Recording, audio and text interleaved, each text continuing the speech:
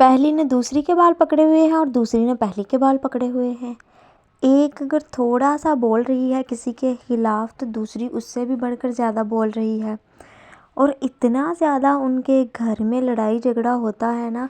और इसका रीज़न भी सिर्फ यही है कि ख़वातीन की आपस में बनती नहीं है।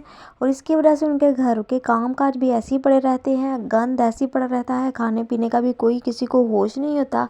तो ये सारी चीज़ें तभी होती हैं जब घर की ख़वातीन के दरम्यान में सुलह इत्तेफाक नहीं होता। अस्सलामुअलैकुम, welcome to my another vlog. तो जी आप सब लोग कैसे हैं? उम्मीद करती हूँ कि ईमान और सेहत की बेहतरीन हालत में होंगे।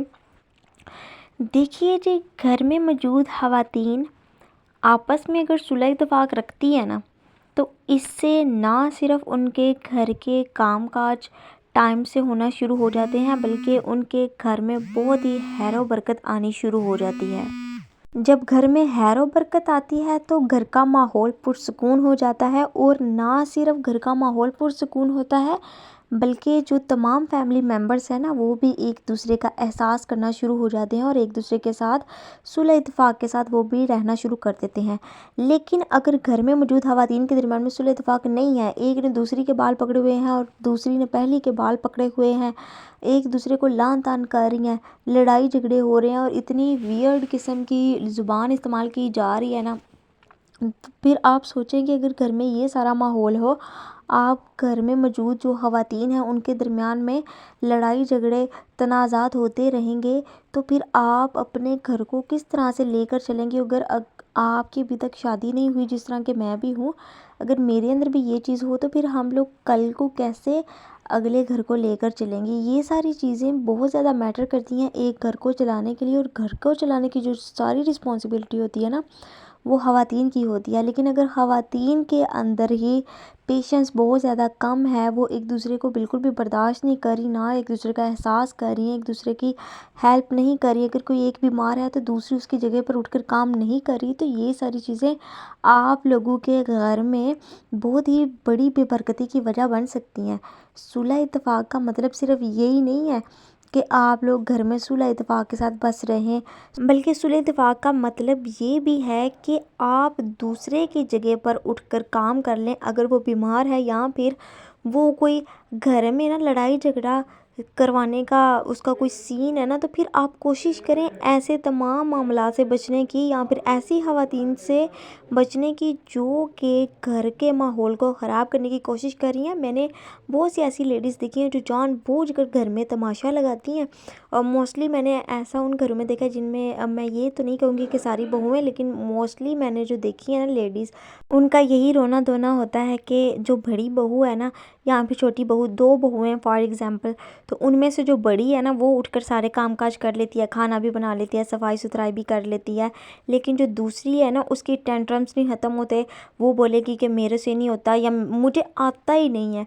ये जो चीज़ है ना, ये बड़ी ज़्यादा बुरी होती है कि एक आप लोगों को काम आ रहा है, फिर आप लोग जानबूझकर उस काम को ख़राब करने की कोशिश कर रहे हो कि कोई अगला बंदा दोबारा आपको वो काम ना बोल दे, या फिर वो आपकी रिस्पॉन्सिबिलिटी ना बन जाए। देखिए, जब आप नेक्स्ट घर में जाती हैं ना, तो इस तरह के जब आप लोग काम करती हैं, तो इसकी वजह से आप लोगों के माँ बाप की तरबियत पर हर्फ आना शुरू हो जाता है। लोग कहते हैं कि इसकी माँ ने इसे सिखाया नहीं है, इसके बाप ने इसको बताया नहीं है।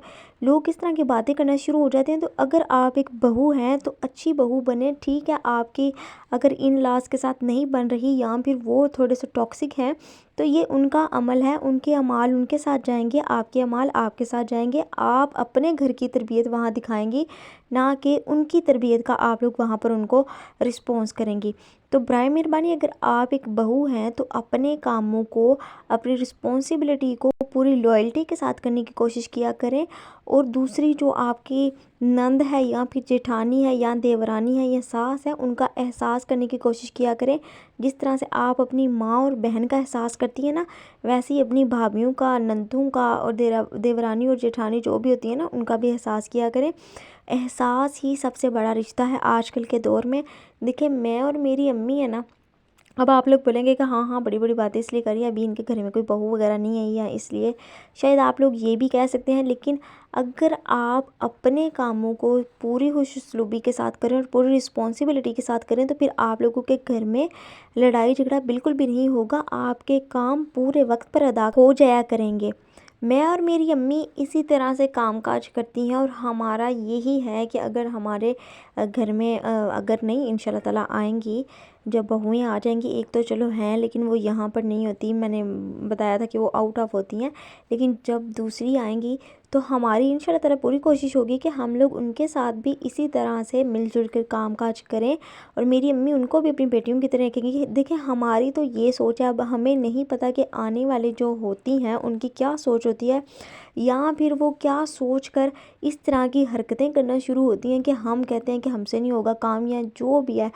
आपका घर होता है, आप अपने घर को छोड़कर इस घर में इसलिए आ रही हैं ताकि आप इस घर को अपना घर समझें और इसको अपना घर बनाने की कोशिश करें। औरत ही घर को बनाती भी है और उजाड़ती भी है, औरत ही घर में सुकून को भी पैदा करती है और सुकून बर्बाद भी करती है। अगर आप दो ख़वातीन हैं ना, तो अपने घर को मिलजुल कर संवारें, उसको संभालें, चमकाएं और अपने कामों को डिवाइड कर लें कि ये काम तुम करोगी और ये काम मैं करूँगी। मैं अगर झाड़ू लगाऊंगी तो तुम पीछे से पोछा लगा लेना, मैं अगर रोटियां बनाऊंगी उनको बेलूंगी तो तुम उनको पका लेना, मैं अगर सब्ज़ी काटूंगी तो तुम सालन बना लेना।